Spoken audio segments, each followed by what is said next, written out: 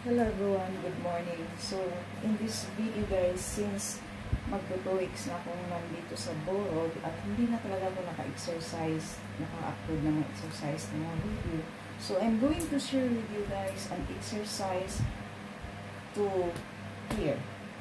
Nida pang, okay? Intong. Antog na ito ng grandma.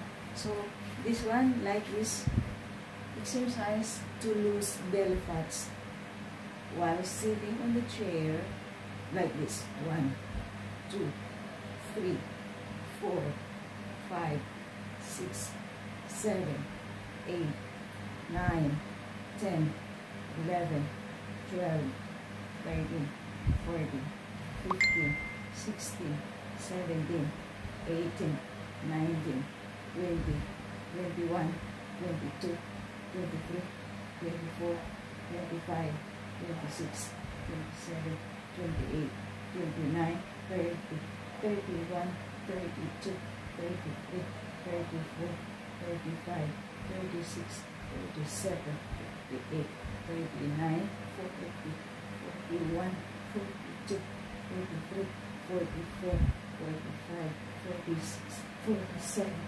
48, 49, 50. Nakakangalay, 50.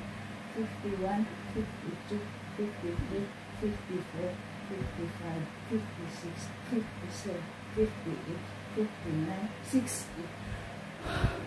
So this is 60 pounds.